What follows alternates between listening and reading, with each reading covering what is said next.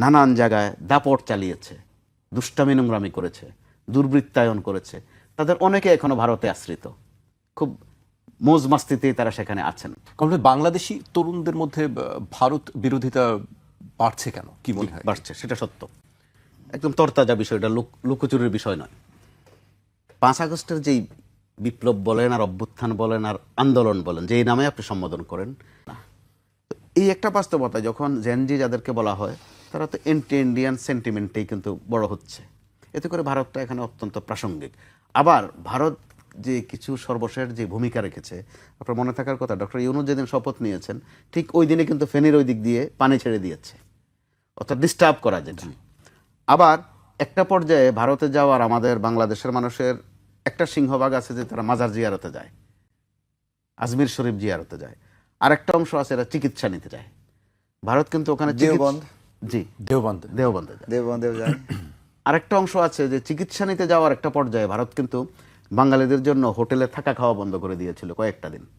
অর্থাৎ ভারত সরাসরি এমন প্রতিপক্ষ হয়েছে, ভারত কিন্তু প্রকারান্তরে বাংলাদেশের জনগণেরও শত্রু হয়ে গেছে। দেখেন ক্রিকেট নিয়েও করলো, অর্থাৎ তারা খেলাও বাদ দিচ্ছে না, আমাদের নির্বাচনও বাদ দিচ্ছেন না, ওখান থেকে সুজাতা সিং এখানে এসে নির্বাচন করে দিয়ে যায়।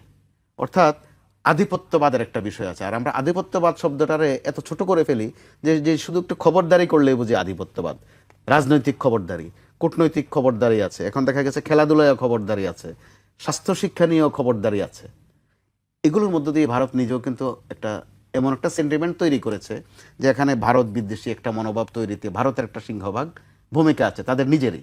তারা প্রতিবেশী না থেকে আধিপত্যবাদ একটা আচরণ যেটা করেছে, যে কারণে আমাদের এই জেনারেশন স্বাভাবিকভাবেই ভারত বিরোধী। জামাত ইসলাম সেই সুযোগটা নিচ্ছে এবং নিবেই, সেটাই রাজনৈতিক দলগুলোর এক ধরনের কৌশল। সাবেক প্রধানমন্ত্রী শেখ হাসিনা কিন্তু গর্ব করে একবার বলেছিলেন যে ভারতকে এত দেয়াই আমি দিয়েছি যে আজীবন মনে রাখতে হবে। তাদের পররাষ্ট্রমন্ত্রী উপমা দিতে গিয়ে আর শব্দ পাচ্ছিলেন না, বলে ফেললেন যে আমাদের সম্পর্কটা স্বামী স্ত্রীর সম্পর্ক। হয়তো স্বামী স্ত্রী বুঝাননি, কিন্তু সম্ভবত তাৎক্ষণিক আর কোনো শব্দ পাননি। অর্থাৎ এই বিষয়গুলো আপনি চাইলেই মুছে দিতে পারবেন না। আবার মাঝে মধ্যে শেখ হাসিনার কিছু অডিও ফাঁস হয়, হোক ফেক বা জেনুইন যেটাই হোক, সেটা কিন্তু ভারত থেকে, যেহেতু তিনি আছেন ভারতে। আবার বাংলাদেশে যারা আওয়ামী লীগের শাসন আমলে নানান জায়গায় দাপট চালিয়েছে, দুষ্টামি নোংরামি করেছে, দুর্বৃত্তায়ন করেছে, তাদের অনেকে এখনো ভারতে আশ্রিত, খুব মৌজ মাস্তিতেই তারা সেখানে আছেন। যে কারণে একটা ভারত বিরোধী সেন্টিমেন্ট এখানে তৈরি হওয়া অত্যন্ত স্বাভাবিক।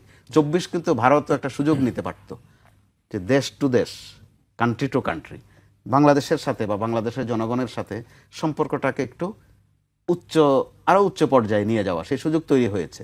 তারা সেই সুযোগটি কিন্তু এখন পর্যন্ত নেয়নি, যে কারণে এখানে ভারত বিরোধী সেন্টিমেন্টটা সম্ভবত আরও রান করবে যতক্ষণ পর্যন্ত নতুন কোনো